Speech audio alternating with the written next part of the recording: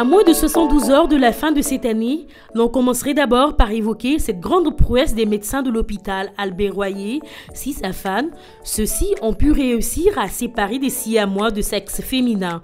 La joie et la satisfaction fut immense. Mais ce moment de plaisir a été entaché par le décès de l'une des deux filles, 2 ou 3 jours après l'intervention qui s'était déroulée avec succès. Il serait alors impensable de parler de la santé sans revenir sur les mouvements d'humeur des syndicalistes. Leurs grèves répétitives qui ont abouti au boycott du programme élargi de vaccination PEV, menaçant le sort des bébés face aux maladies auraient fait tache d'huile.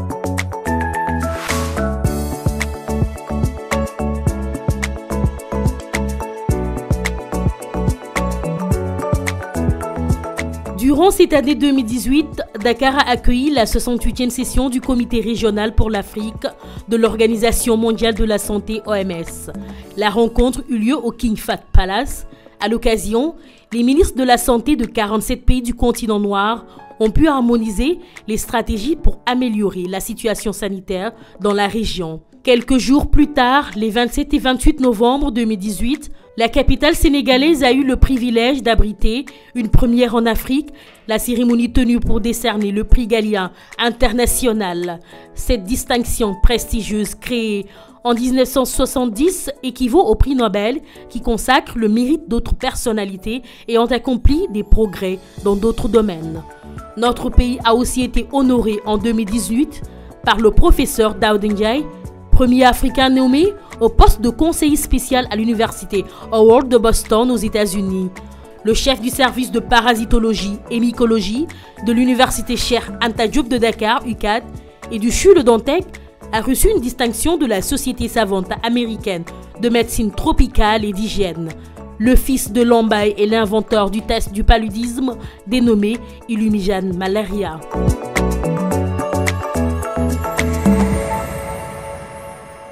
Un autre rendez-vous important et d'enjeu planétaire organisé à Dakar les 30 et 31 octobre 2018, la 5e édition de la Merck Africa Asia Luminary de la Fondation Merck.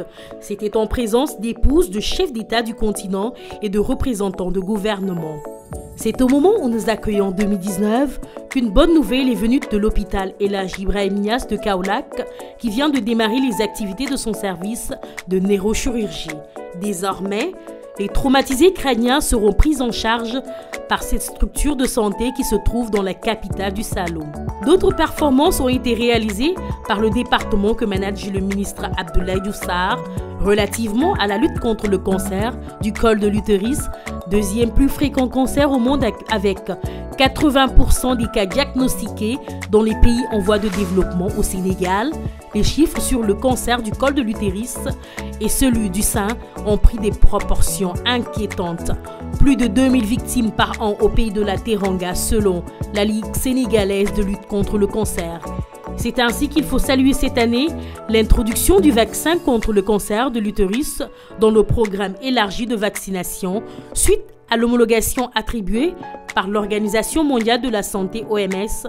Ombre au tableau, l'apparition de l'épidémie de la dengue dans plusieurs localités du pays, 342 cas de dengue recensés.